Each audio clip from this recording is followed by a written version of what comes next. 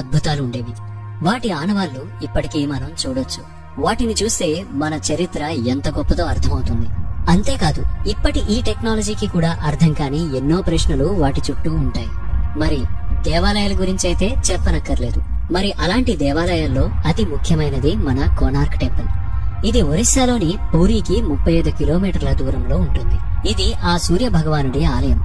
దీన్ని 1244లో గంగా డైనాసిటీకి చెందిన నరసింహదేవ 1200 శిల్పులతో ప్రారంభించి 1255వ సంవత్సరంలో పూర్తి చేశారు.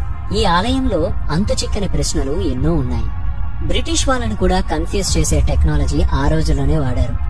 ఇది 100 అడుగుల ఎత్తైన రథం ఆకారంలో చేశారు. సూర్యుడు ఆరోగ్యానికి, కాలానికి ముఖ్య కారణం. అదే సైంటిఫిక్ గా చెప్పాలంటే ఎనర్జీ సోర్స్ అయిన vitamin D3 and time calculations కి సూర్యుడు చాలా అవసరం అన్నమాట. అందుకే ఈ కట్టడంలో టైం ని, డేట్స్ ని ఐడెంటిఫై చేసేలా కట్టారు. ఇందులో మొత్తం 7 గుర్రాలుంటాయి. అలాగే అక్కడున్న చక్రాలు పర్ఫెక్ట్ గా టైం ని, డేట్స్ ని సూచిస్తుంటాయి అంటుంటారు. ఈ ఆలయం ఇండియాలోనే 7వ వింతగా చెప్పుకుంటారు. ఇందులో సూర్యుడి బాల్యం అంటే ఉదయం, యవ్వనం అంటే మధ్యాహ్నం, ముసలితనం అంటే సాయంత్రంగా సూచించే 3 విగ్రహాలుంటాయి. ఈ ఆలయంలో కొన్ని మిస్టరీస్ ఉన్నాయి.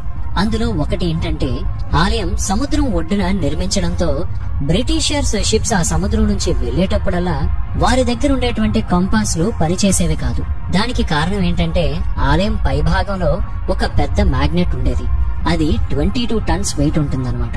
అది తెలుసుకున్న బ్రిటిషర్స్ దానిని దొంగిలించారు. అసలు అక్కడ అంత పెద్ద మ్యాగ్నెట్ ని ఎందుకు పెట్టారు అని బ్రిటిషర్స్ రీసెర్చ్ చేశారు.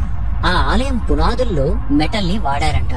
ఎందుకు అనంటే, పైనున్న మ్యాగ్నెట్ కి కిందనున్నటువంటి మెటల్ కి మధ్యన ఐరన్ తో చేసినటువంటి సూర్యుని విగ్రహం ఉంటుంది.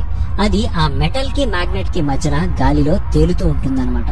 ఇంత అడ్వాన్స్డ్ గా ఆలోచించినటువంటి ఆ రోజుల్లోనే వాళ్ళ విజ్ఞానానికి మనం తలంచాల్సిందే. అంతేకాదు, ఆ ఆలయం వెనక ఒక ద్వారం మూసే ఉంటుందట. దాన్ని ఇంతవరకు ఎవరూ తెరవలేదట. స్థానికులు ఏం చెప్తూ ఉంటారంటే, అక్కడ నర్తకీమణులు రాత్రులు నాట్యం చేస్తూ ఉంటారు అంటుంటారు. ఈ ఆలయంలో కొన్ని విగ్రహాలు అరుదైన మెటల్ తో చేశారట. అవి చాలా ఖరీదైనవి, అందుకే అవి దొంగిలించబడ్డాయి అంటూ ఉంటారు. కానీ చాలా మంది అవి ఇప్పటికీ మన భారతదేశంలోనే ఉన్నాయని, ఎక్కడ ఉన్నాయో ఇంతవరకు ఎవరూ చెప్పలేకపోతున్నారని అంటుంటారు. మరి ఇలాంటి ఈ రేర్ మెటల్స్ ని ఎవరు తీసుంటారు?